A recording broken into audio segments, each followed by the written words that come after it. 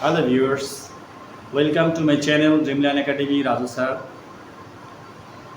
Hope you are well. Thank you. আজকে আমার last ক্লাসগুলোতে আমি তোমাদেরকে বলেছিলাম যে ভার্বের যে ক্লাসগুলো হবে আমি সিরিয়ালি তোমাদেরকে প্রোভাইড করব। তো আমি লাস্ট ভার্বের ক্লাস একটা নিয়েছিলাম, ভার্বের চারটা শো করেছিলাম। তারপরে আমি আলোচনা করেছিলাম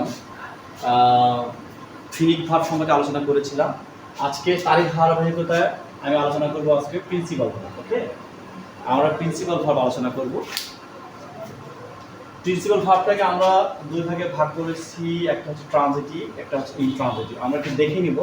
আজকে আমি তোমাদের জন্য সেন্টেন্স দিয়েছি, সেন্টেন্সের মাধ্যমে তোমাদেরকে দেখাবো কীভাবে আমরা কোনটাকে ট্রানজিটিভ বলবো, কোনটাকে ইনট্রানজিটিভ বলবো, সেগুলো আমরা দেখাবো তোমাদেরকে। দেখো, ট্রানজিটিভ এবং ইনট্রানজিটিভ। হ্যাঁ, ট্রানজিটিভ আমি এর অর্থটা যদি বলি, এটা হচ্ছে সকর্মক, আর ইনট্রানজিটিভ হচ্ছে অকর্মক। কর্মক মানে একটা অবজেক্ট যাকে বলে। তাহলে এই ট্রানজিটিভের আমাদের কী থাকবে? অবজেক্ট থাকবে। ট্রানজিটিভের অবজেক্ট থাকবে, অবজেক্ট ছাড়া ট্রানজিটিভ হবে না। আর ইনট্রানজিটিভে দেখো, ইনট্রানজিটিভের কি অবজেক্ট ছাড়াই সে তার সেন্টেন্সটাকে কমপ্লিট করতে হবে। ইনট্রানজিটিভে দেখো কোনো অবজেক্ট নেই, আর ট্রানজিটিভে কি আছে? ট্রানজিটিভ প্রত্যেকটাতে কি আছে? অবজেক্ট আছে। যেমন দেখো, ফার্স্ট সেন্টেন্সটা কিন্তু কি বলছে? I drink tea. I drink tea. এখন যদি আমি টিটাকে বাদ দিয়ে দিই, আই ড্রিঙ্ক, আমি পান করি। কি পান করি? প্রশ্ন থেকে যাচ্ছে, সেন্টেন্সটা ইনকমপ্লিট।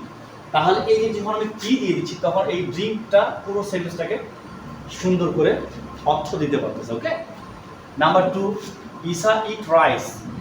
Isha eats rice.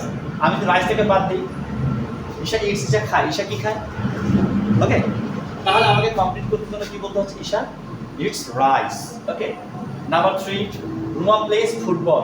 আমি যদি ফুটবলটাকে বাদ দিই, রুমা প্লেস, রুমা খেলে। রুমা কি খেলে? ওকে, তাহলে আমরা ফুটবল দিলে আমাদের কি আসছে? মিনিংটা ক্লিয়ার হচ্ছে। Then number 4, mother cooks rice. Mother cooks rice. আমাদের রাইসটাকে বাদ দিয়ে দিই, মাদার কুকস, মা রান্না করে। কি রান্না করে? ভাষাটা, আমাদের মিনিংটা, মনের ভাবটা, সেন্টেন্সের যে একটা মিনিং সেটা ক্লিয়ার নয়। He writes a letter. আমাদের এই লেটারটাকে বাদ দিয়ে দিই, কি হবে? হি রাইটস, সে লিখে। কি লেখে? তো এইভাবে আমরা যেটা বলছি ট্রানজিটিভ, দ্যাট মিনস ট্রানজিটিভ ভাবটা, যে ভাবটা কি থাকবে? অবজেক্ট থাকবে, এটাকে বলছে ট্রানজিটিভ।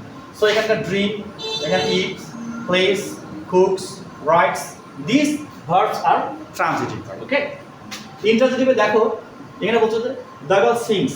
সিংস গান গায়। এইখানে কিন্তু আমাদের আর কিছু না হলেও আমাদের কোনো সমস্যা নাই, আমাদের সেন্টেন্স কিন্তু ঠিক আছে। দ্য গার্ল সিংস গান গায়। Number 2, birds fly. পাখি উড়ে। এখানে আমাদের অবজেক্টের কোনো প্রয়োজন হচ্ছে না। The baby ক্রাইস।